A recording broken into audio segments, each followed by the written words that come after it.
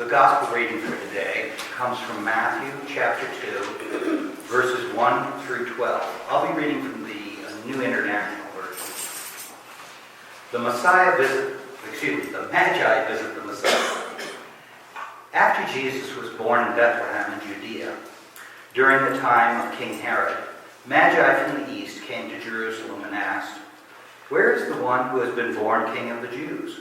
We saw his star when it rose and have come to worship it." When King Herod heard this, he was disturbed, and all Jerusalem with him.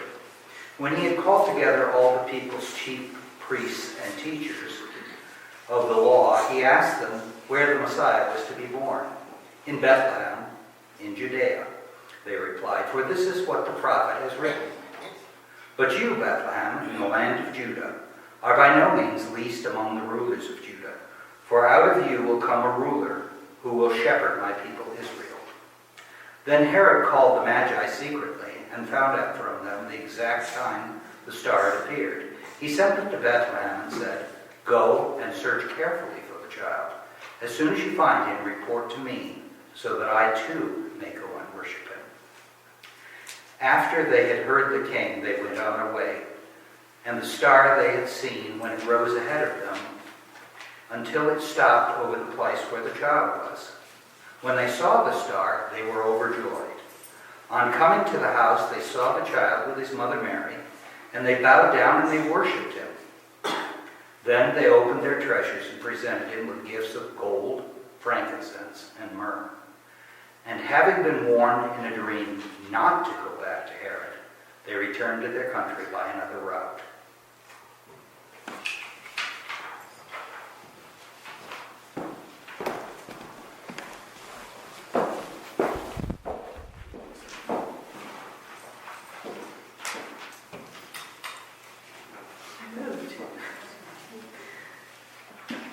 This is a big holiday in the church in some parts of the world, Epiphany Sunday. Actually, the whole season. We're in the Epiphany season right up until we get to Ash Wednesday. And it's this season where people are just celebrating and having lots of parties and eating lots of food. It's a day that King's Cake is eaten on the 6th of January is the actual holiday. From the 6th of January right up until Mardi Gras or Carnival, there's lots of partying and festivities, and the King's Cakes are eaten.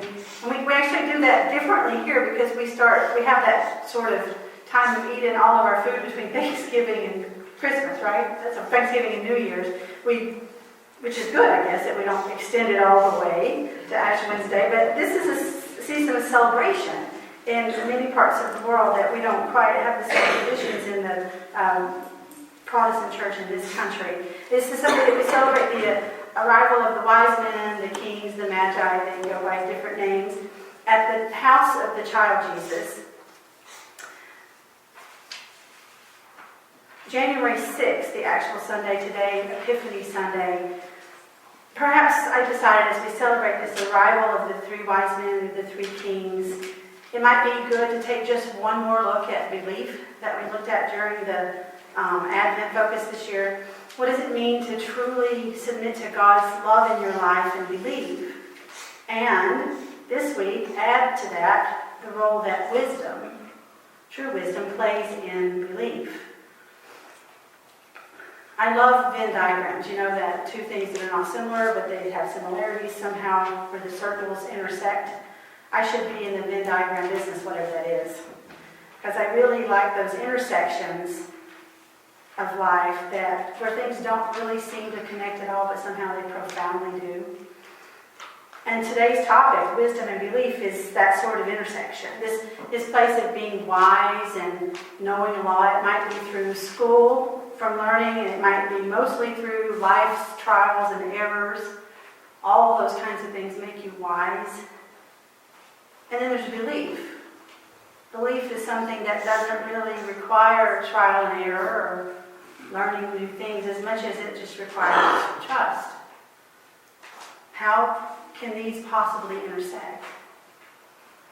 I think this story that Dan read for us shows a good intersection of that, the Magi. These visitors from the east who come to meet the Christ child.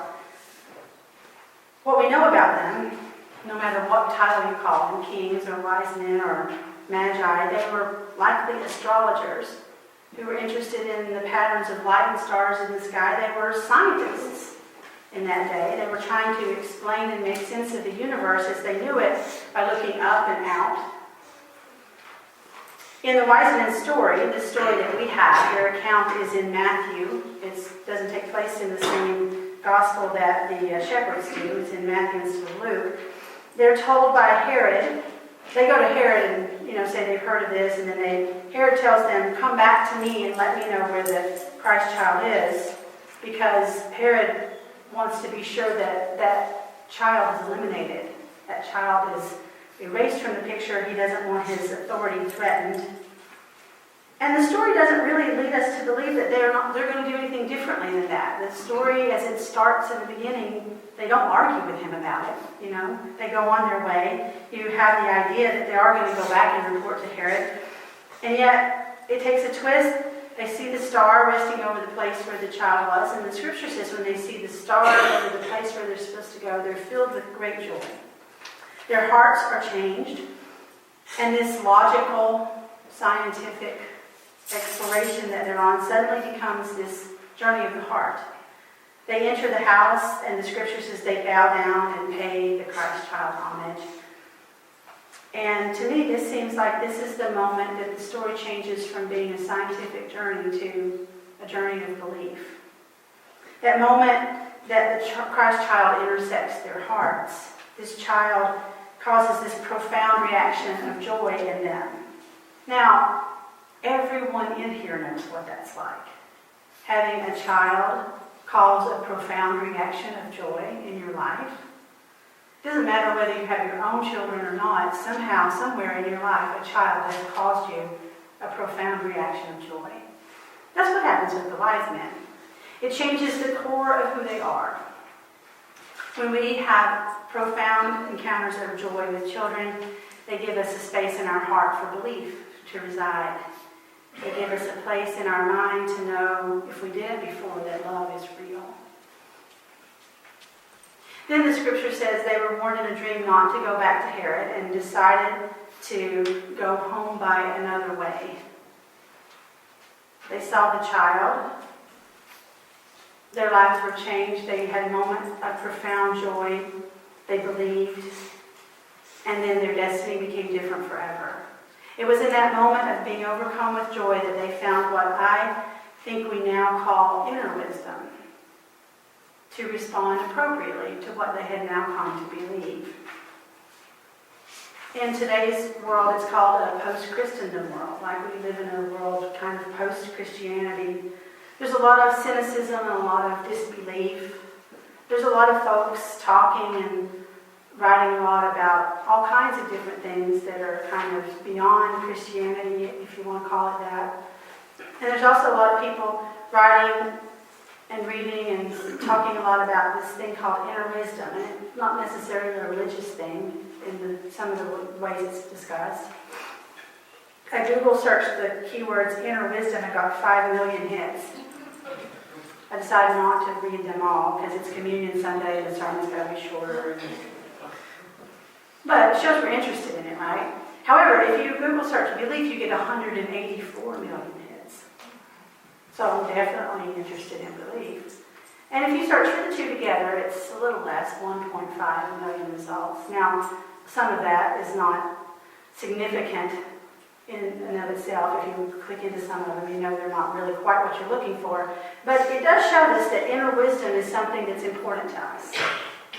I believe that inner wisdom is really just another name for what the Bible calls the voice of God. If you've ever felt this nudge pointing you in a certain direction, I believe that nudge is the voice of God leading you in that way. It doesn't have to sound like James Earl Jones to be the voice of God calling you. You know the Bugs Bunny cartoons where the devil and an angel are sitting on your shoulder? I think that's not far off base from what inner wisdom is. Choosing the path that will do you the most good and do the world the most good. I assume that's the angel's path, instead of the path of destruction. I don't think that cartoon image is that different than this inner wisdom that happens with the wise men. But in this post-Christendom world, what makes us trust inner wisdom? Do we think it's just us, our own doing, that we are our self-made man or womanness that allows us the logic and the ability and the education to choose the right path or the good path? Or is it a deep down trust in a divine force that will carry us no matter what? That's where belief intersects this, right? Belief embedding in our hearts and our souls and our guts that makes us wise. I mean, the Star Wars theme, "May the Force be with you," really gets this concept well. You know, it's not just about the choices made by those who are fighting the Dark Lord. It's about the force, capital F, right? The force that keeps them going. The inner light that makes them strong. Ultimately, Star Wars is a story about belief. In fact, most good and evil, maybe all good and evil stories are about belief. And they're also about this inner wisdom, this ability to have something happen deep within you that makes you choose a path that might be harder, but is right. Actually, all of the biblical stories are like that. The entire biblical narrative, all the way from Genesis to Revelation, is filled with this kind of belief in inner wisdom, good and evil struggle that we all have. But it's important not to confuse belief with blind faith. Those are very different concepts. It's not the same. Not faith that you trust no matter how reckless it sounds. You're just believing because you're supposed to. That's not the same thing as this belief that inner wisdom intersects. Wisdom that sprouts out of the deeply embedded trust in God. I mean, there's a whole section of theology about wisdom. And there's a lot of scriptures about wisdom. The Psalms and the Proverbs and some of those wisdom writings. It sprouts out of this embedded trust in God, this belief in God's promises for us. That kind of belief, that trust, that wisdom, that's what allows us to do things like trust a stranger, open our hearts and lives to refugees, to embrace the tired, to embrace the cold, the hungry, the unloved, the forgotten, the scorned. That's the true intersection of wisdom and belief. You see, all of us know deep down in our hearts that Jesus does call us to embrace the whole world. No exceptions. And yet we hear these sound bites on the news or read about them in the paper, or we hear fights within our own families or our own lives or in our own church denominations suggesting that there are some who are deserving of our embrace and some who are not. And everybody here knows that that's not how Jesus lived. Everybody here knows that. Deep down, where that God wisdom resides in all of us, we know that isn't the way Jesus calls us to be. Now, the reason that we do things like that is because we have fear. Of course we have fear, because fear is a very human reaction. Things that make us uncomfortable also make us scared. But God calls us all through that Christmas story to fear not. Every single person involved in that Christmas story is told not to fear. The Christ child comes to us in the flesh and enters into a world that is actually very violent and very cruel. And that world one day, as you well know, Easter's coming, Good Friday's first, that world of violence and cruelty does Jesus in. But all the same, God incarnate chooses to enter the world and live among those who are cruel and violent in a way that is embracing and loving of everyone. God does that. God comes in the form of Christ so that we might not fear, but love. And this, in all of the biblical narrative, this is the intersection of wisdom and belief. The story of Christ coming to us. The story of his wise guests who chose to love him instead of reporting him to the authorities. This moment is God with us. This is our awakening. This is our own epiphany. As we come to communion today, may we keep God with us just as the wise men did, in our hearts that are filled with this profound joy. And may that joy lead us to care for and protect those that the world would seek to harm. Amen.